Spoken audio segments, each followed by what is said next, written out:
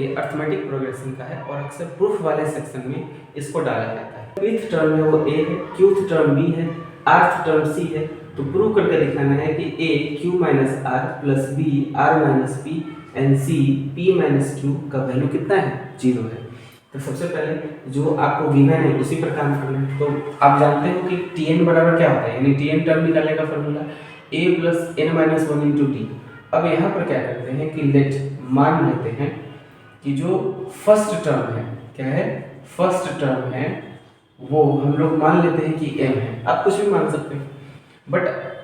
क्या क्या छोड़कर, ए बी सी छोड़कर, क्यू आर छोड़कर, x भी मान सकते हो, x माना है तो x भी मान सकते हो,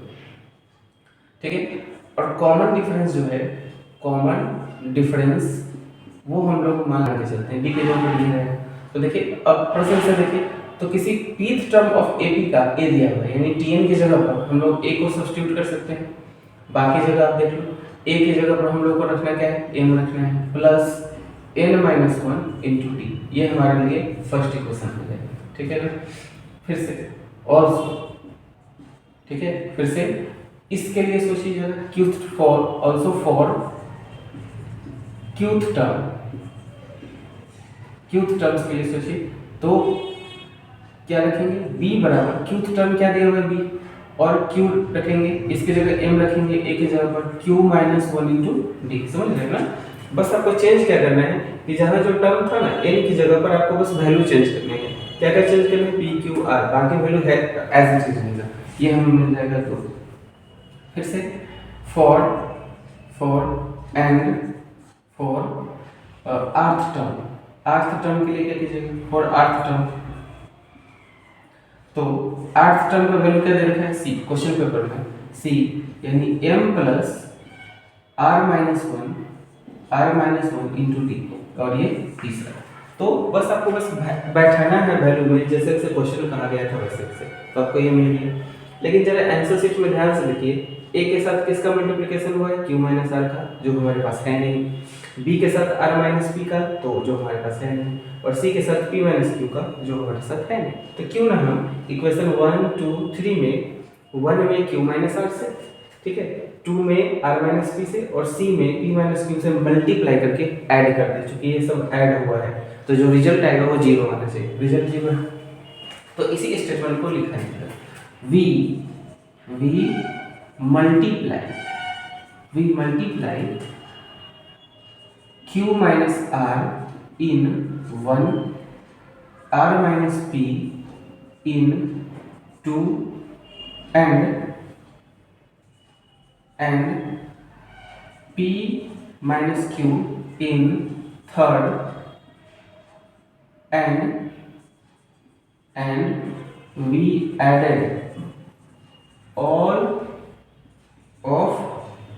them, हम इस सबको ऐड कर देंगे, ठीक है ना। तो आप मल्टीप्लाई पहले करो, तो मल्टीप्लाई करोगे तो क्या रिजल्ट है, तो देखो इस वाले सेक्शन में q माइनस आर से, इस वाले सेक्शन में r माइनस p से, इस वाले सेक्शन में p माइनस q में, लेफ्ट वाले को लेफ्ट में ऐड करेंगे। तो ऐड कीजिए a इंटू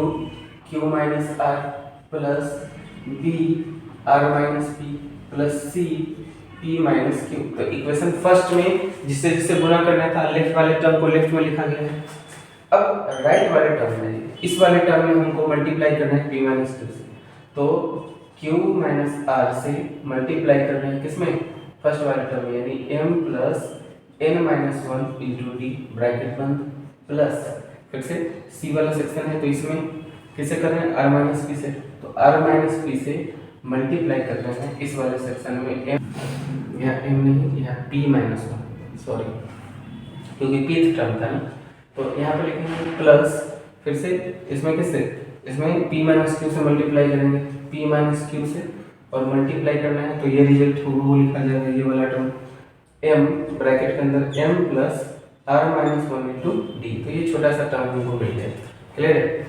तो आप लेफ्ट वाले को, तो आपको ये तो प्रूव ही करना है कि ये सारा मान 0 आएगा, तो बराबर इधर वाले को आपको नहीं लिखना है, क्योंकि ये वैल्यू का आपको देखो ना RHS तो मिल गया ना, लेफ्ट हैंड हमको 0 चाहिए। तो अब मल्टीप्लाई कीजिए, तो इस टर्म से इसमें मल्टीप्लाई करेंगे तो क्या होगा, ध्यान से देखिए, m q माइनस r मिलेगा, फिर से प्लस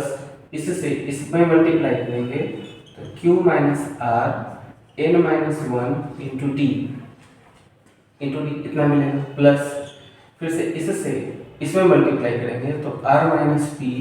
इंटू एम, ठीक है, प्लस फिर से इसमें तो आ जाएगा r minus p into n minus one, n की जगह कुछ गड़बड़ लिख दिया है क्या, एन नहीं होगा, एम की जगह पी क्यू लिखना था हमें, यहाँ जैसे r लिखे हैं तो यहाँ क्यू है, सही है, क्यू है, यहाँ पी है, तो यहाँ हमें पी लिखना है, गड़बड़ हो गया पी, और यहाँ पर क्यू माइनस वन, यहाँ पर क्यू और यहाँ पर पी, ठीक, अब सही हो गया। तो क्यू माइनस वन ये हमें मल्टीप्लाई करनी है, फिर से इससे इसमें तो m into p minus Q plus P minus Q का गुना r minus one into D से,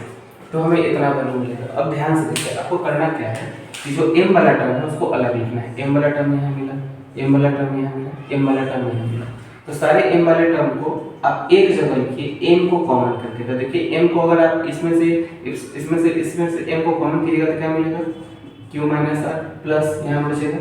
r माइनस पी प्लस यहाँ मिलेगा p माइनस क्यू, ब्रैकेट में क्लियर, ठीक है। अब फिर से ध्यान से देखिए कि इस टर्म में, ठीक है, इस वाले टर्म में और इस वाले टर्म में क्या कॉमन है, d सब में कॉमन आपको मिलेगा, तो d को कॉमन कर लीजिए, और जो बाकी जो रेस्ट बचा उसको एज इट इज आप चिपका दीजिए, क्योंकि इसका काम है नहीं तो इसको मिलेगी, तो d के टर्म को आप लिख दीजिए हो d में से, तो बचेगा q minus r into p minus one, similarly यहाँ पर मिलेगा r minus p into q minus one, फिर से मिलेगा plus p minus q into r minus one, जब आप d को कॉमन कर लीजिएगा, ठीक है ना। तो इस तरह से ये बड़ा सा वैल्यू हमें मिल गया। अब यहाँ पर ध्यान से देखिए, m q से q कैंसिल, r से r कैंसिल, p से p कैंसिल, क्या मिला, जीरो मिला है। सिमिलरली यहाँ पर d, अब यहाँ भी मल्टीप्लाई करना पड़ेगा क्योंकि कुछ तो कॉमन आ नहीं रहा है, तो मल्टीप्लाई कीजिए, p को q से गुना कीजिएगा, qp आएगा, q को माइनस वन से माइनस q आएगा, r को इससे rp आ जाएगा, r को वन से प्लस r आ जाएगा, ठीक है। इसको इससे मल्टीप्लाई कीजिएगा तो आ जाएगा आर क्यू, आर को वन से तो माइनस आर, पी को क्यू से माइनस पी क्यू, और पी को माइनस वन से तो प्लस पी आ जाएगा, फिर से उसी तरह से पी को आर से पी आर आ जाएगा, पी को माइनस वन से पी आ जाएगा, क्यू को आर से क्यू आर आ जाएगा, और प्लस क्यू अंत में बचेगा। अब यहाँ भी देखिए, मल्टीप्लाई करने के बाद देखिए पी क्यू यहाँ पर ढूंढिए जरा, क्यू आर यहाँ प्लस में है, आर यहाँ माइनस में है, कैंसिल आउट, पी यहाँ प्लस में है, माइनस में है, क्यू यहाँ प्लस में है और यहाँ माइनस में है, आर पी यहाँ प्लस माइनस में है और आर पी का वैल्यू हो गया, कहीं तो मिला होगा ना, पी क्यू यहाँ मिला है, देखो यहाँ पर पी क्यू जो है प्लस में है, यहाँ माइनस में है, फिर से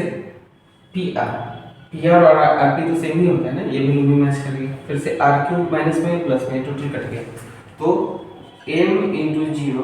प्लस d इंटू जीरो बराबर क्या मिला, जीरो, और यही तो सिद्ध करना कि ये पूरा का मान हमें जीरो के बराबर मिलेगा, तो ये पूरा मान इधर का जो है हमें उतरते हुए आएगा, उतरते हुए नीचे आएगा,